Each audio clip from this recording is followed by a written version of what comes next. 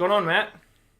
Not much. Just, You know, thought I'd add a pause there because Just I a little- normally just say, welcome to Horse Mantis right, Unlimited. Horse Mantis Unlimited, right.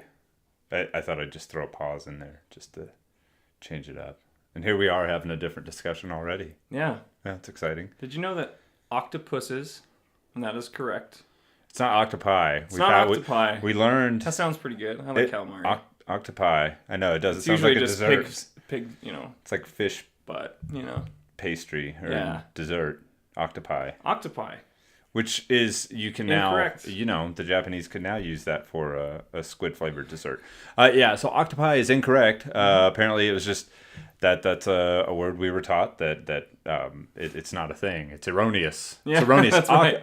Octopuses is what the upright hominids are doing now. Mm-hmm. That's what we were saying, octopuses. And you may wonder why we're speaking in plural about octopuses being 15 to be exact. Right, we're landlocked here. We don't have any cuttlefish or anything like that. Cuttlefish. Oh, cuttlefish.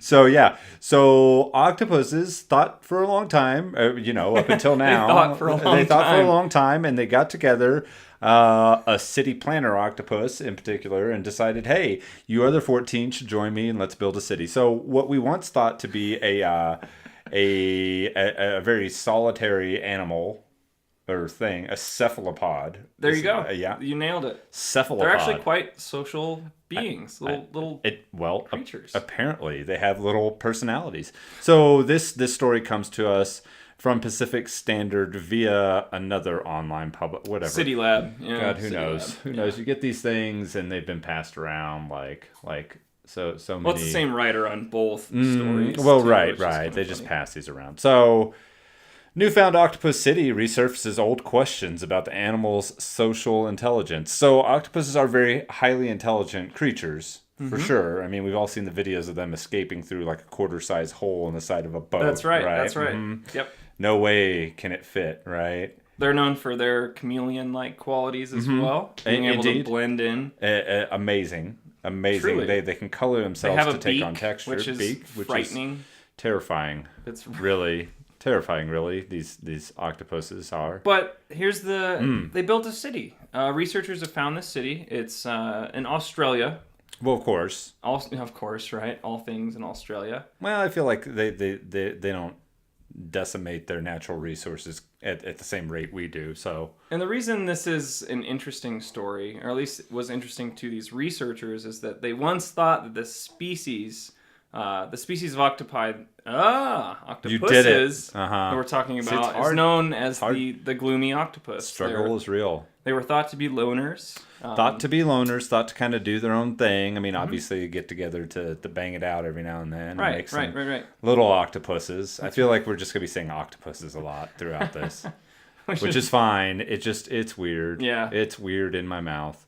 But researchers observe them congregating, communicating, dwelling Mm-hmm. together, even evicting each other out of their dens. Right. And they're calling this Octopolis. Yeah. Octopolis and Octlantis. Yeah. Wait, can we just get to, what, we should really get to at the beginning of the story, there's a little blurb about Squidward tentacles. That's right. Squidward tentacles is wow. Crunch time. Goodness. Squidward tentacles, right. He's the from SpongeBob and apparently, well, he's not a squid, he's an octopus. That's right. And but I thought it was funny that the creator of SpongeBob thought Octoword sounded too weird. Right. Well, it does Octoword. It sounds strange, but Sir, the King Octoword! it's a little does. odd, and I get why he went with Squidward, but I mean, that's a pretty weird show to begin with. And the guy who created it's definitely an odd SpongeBob SquarePants, yeah. odd duck. Wow. Well, I think hopefully that's the only throat clearing I have to do. But yeah, they've actually built a little city. Yeah, absolutely. On rock and roll. I mean, these researchers have even included this diagram. They mapped the entire city out. And there's little shell beds. I mean, there looks like they built a little CVS in there, a little drugstore for octopuses. dispensary over there in the corner. Probably, driving up the tax. Driving up the, expendable That's revenue. pretty neat. I had to, I saw this story and I had to bring it up to you. Well, and it's great because octopuses, as we read in here, their head is secondary in the thought process. This is so cool. I didn't actually know this about octopuses. This is what's awesome. They think with their arms, their tentacles. That's what they think with. That's where all their little brain neurons is their arms. Yeah, it's crazy. It's insane. Can you imagine? Like you get your arm cut off. No joke. That's bad. You just lost memories from year 5 on down. Oh, you stepped on my foot. Oh, you stepped on my childhood, you son of a bitch. So octopuses are in a garden. That's right. An octopus's garden in the sea. Wow. Right, so that's kind of cool. Their little gardens, got their little octopi veggies going on. They are, and I think we're going to skip around a little bit here because we're talking about neural things. Why don't we just go from... And speaking of veggies... veggies and neurons. There's a nerve implant that partially... This is insane. Right, so... Fucking nuts. Nerve implant partially restores man's consciousness after 15 years. Wow, 15-year vegetative state. This guy was in the produce section for 15 years, Nick. 15. I mean, that's... With 15. That's insane. Wow. 15 years. So... we're not scientists here at Horse Mantis Unlimited. We're just two dudes trying to make sense of all this shit. And here's the lowdown and dirty. They're calling it a pacemaker for the brain, and it may help people. We are two dudes on an inflatable raft, my man. May help people in a persistent vegetative state partially regain consciousness. So. The growing belief was that after a year of being a cucumber, you don't get to come back from that. Right. They thought that after a year, it's probably permanent, right? It's probably permanent. You're just always going to be plugged in. And not like a good plugged in. But so that's kind of the cool thing about this story is they take that idea, okay, after 1 year, it's not good luck. So they actually used this device on this guy that had been comatose for 15 years. 35-year-old man. He's been vegetated most his life. So I think it's even more interesting now seeing his age and putting that into perspective. So since the age of 20, he's been like this. So his adult life hasn't been much of anything. Right. So this is interesting. They are using this technique, this vagus nerve stimulation, VNS. It's already used to treat epilepsy and depression. So, epileptics. So is marijuana. The weed. All right, and continue. We're still pointing. Yeah, that's fine. I like the pointing.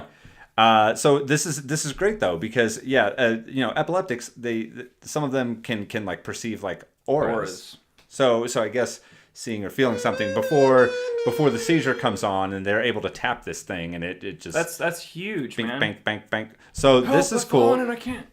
Well, you can't do anything. Yeah, exactly. I can't get my tongue out of my throat, because that's what happens, right? That's a thing. I don't know. I might be getting that wrong. We get things wrong here sometimes. Well, the thing that's crazy is once they go into an episode, dude, they drop. You know what I mean? Can't do anything. So they would be able to trigger a burst of stimulation, which is single people rejoice. Jesus, this is really, really, really fantastic. It is. It does kind of, as you pointed out at the end of this article here, does raise a little bit of an ethical question. Well, there's a bit of a dilemma because this guy for 15 years hasn't done anything, hasn't been responsive, and he was able to turn his head. He was able to cry after hearing his favorite music. Yeah, that's tears. He was able to act. His eyes widened when something startled him. And this guy's been vegetative for 15 years, and just out of nowhere after this stimulation, boom, bang, bing, done. Dunzo. Well, I mean, he's still... So who knows? But there is an ethical, is it right to do this? Because would a person... Would you want to be aware of the condition, your situation? Right, because for 15 years, he's been... he's just been out of it, and now he has to know that, I Do think you the sit thing there I and took have away the from talk this with was him? like shedding a tear after hearing his favorite music. You know, I've seen a similar video where they took this gentleman with severe Alzheimer's. We're talking just out of it, and they put some headphones on him, and they turned on his favorite tunes, and it like brought him back. He like got back into it. So that's just so interesting to me. You know, It is like it's very cool that they can do this, but obviously I don't know if I'd want to know. I mean, yeah. but in the name of science, this is kind of cool. It's and here's the awesome. thing, and here's the other thing. I mean, like, does he remember that? Because I don't think this puts him into, oh, now you're just conscious all the time, right? Right. It was able to bring him out of it, but I see what they're talking I about. would never want to like Where they're going with it. and, Dude, I would not want to know. Like wide awake, like if people were just operating on you or doing oof. Be interesting. Man, it's like bugs in your oatmeal. Oh. So You should like talk about that. Just we for a should talk quick about second. my week last week was a rough one for the Matt McDonald. I had some issues last week, boy. I was working some really long hours, and I posted this video on Facebook. The other morning I get up and I've had my, gallon of coffee and, half a carton of cigarettes or whatever it is I put in my face. And I like to go in and get my oatmeal going. And I buy this certain brand, and I'm not going to out them right now, but they're kind of a quick oat that hails from Ireland that I can find at my local store. It comes in these cardboard canisters that are sealed off with foil. Yeah, no problems. And I've got his Facebook video, like right. If you know me on Facebook, you can watch that. It's creepy as hell. Well, it's gross because the first thing in the morning, I'm still kind of waking up. The coffee's coursing through my veins, and I literally, it's a brand new can. I peel the foil off, turn around, walk over to my trash can in my kitchen to throw the foil away, and I turn back around and walk up, and I see things crawling, and I'm like, well, shit, damn, the ants are fast here. Because, I mean, we're talking a minute tops. You walk away and walk back, and it's like... And I look, and I've got some kind of damn Japanese horror movie in my fucking oatmeal, man. It was terrible. There were these bugs, and they weren't ants. They were these bugs that had lived their entire life in this can. Yeah. Just crawling all around it. And so I recorded it because it was one of those moments where I legitimately had kind of tested the limits of my how much sleep I can get by on and work a full week. Okay. And it was just one of those things where I thought I was going to look away and look back and they were going to be gone. Mm-hmm. And no, they weren't. So I had to What is enough sleep for a Matt McDonald evening? Going into the work week, how much sleep do you need, Matt? I need 7 hours a night. 7 hours. I'm not really like one of those slim people that can live off like 4 hours. That's just not going to cut it for me. So 7 hours a night's about what I like to have. You deviate from that by 10 minutes and it just throws my whole day off. Okay. And the next thing you know, you feel like you might be seeing imaginary bugs in your oatmeal, but they were real. And I survived, and I'm testing the oatmeal again this week, and we'll see what happens. I'm glad that you survived, man. It's dangerous. Maybe not as dangerous as the world's most dangerous garden. Right. So this is interesting. Oh, and it's not a dispensary in Colorado. It's not that supplements the local economy with so much good revenue. Yeah, it's so subtle the way we do this, isn't it? I mean, the way we just kind of in marijuana weed. Yeah, I mean, I'm sober, but seriously, it's good. It's good for. We live in a spectacular place that allows it to be. Right, it's a thing here in Colorado. It is. I mean, But it could be everywhere. The Alnwick Garden. Yeah, North England. This is where you'd find a damn garden. Beautiful country. That's but full of the poison garden at England's Alnwick Garden. Mm-hmm, it's beautiful and filled with plants that can kill you. So, in 1995, Jane Percy became the Duchess of Northumberland. Northumberland. Boy, that's fun to say. Marijuana. A county in northeastern England that stretches to the border with Scotland after her husband's brother died unexpectedly, which, royalty. With the title came the Alnwick Castle, the traditional seat of the Duke of Northumberland. The Duke. It also served as the setting for Hogwarts in the first 2 Harry Potter films. That's cool. And just like that, we have a hashtag that's going to get us 5 more viewers. Marijuana. After the family took up residence in the castle, Percy's husband asked her to do something with the garden. Do something. You just do something. Do something about it. Right. Which at the time were a disused commercial forestry boasting nothing more than rows and rows of Christmas trees, which they probably should have left it there.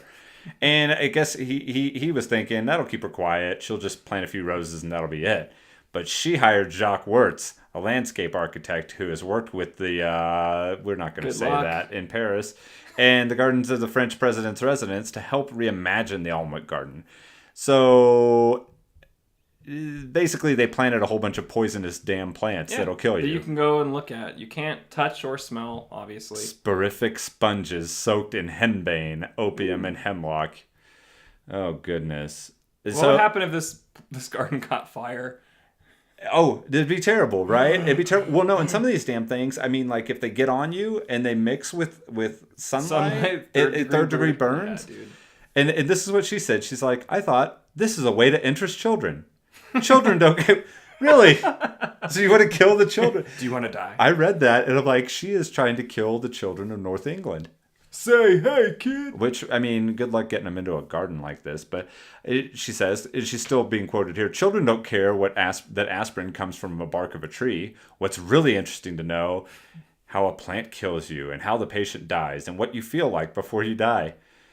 God, that's bleak, isn't it? That is very, very, very bleak. That's awesome. So, well, it is. It's great. It's dark. It's, wow. Yeah. So this exists. This is pretty cool. You know what else exists? What about the children? So we both have a Switch now. We do. I love it. The Nintendo Switch, I have to say, is the most... It's so cool. It is. It's really dope. I like it. Man. And we finally stepped into 2017. We both did within the last couple weeks. And it's been great, though. It's been great, you know. A lot of fun. So I saw this. This comes to us from Atlas Obscura, which... They really post a good variety of things that I enjoy in my personal Facebook feed when people aren't talking about football and kneeling. Yeah. Or, you know. So there's a hidden game on the Nintendo Switch. So if you have a Nintendo Switch, you can actually boot up and play. You can do this. Golf. And there. Oh. Wow. That was marijuana. Yep. So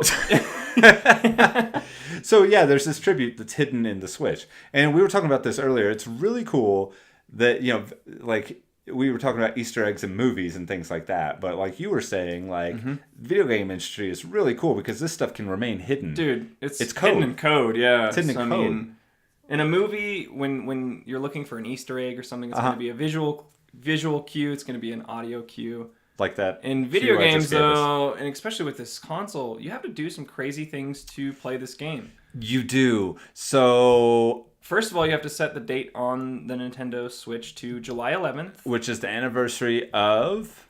Iwata, who was his death. Former CEO of Nintendo. Right. He did a ton of actual in-game design. He did the code, designed golf, as well as many, many others. So I thought it was really cool that Nintendo found such a unique and interesting way to set the date on the console. The gesture you make is one that he did at the beginning of one of their live broadcasts. That is so cool. It is. It's so cool. What a great tribute, because there's a YouTube video. Thank goodness. Which shows you what motions you have to do. Right, because we're not going to play it out for you. That's not what we do. No. But there's a video out there. You can find the hidden NES golf game. In the Nintendo Switch, and you can go back and play golf. Golf was originally on the Famicom, which wasn't even a system we had here in the States. So this was the original golf game from 1984. Yep. We know the Famicom as the original NES, which you could go back and watch our previous episode and about look at our fraudulent fake, classic little mini ones, which we found out they were both. And with that, Matt... Oh, that's going to be it. Suck my ass. And keep the kids out of the garden.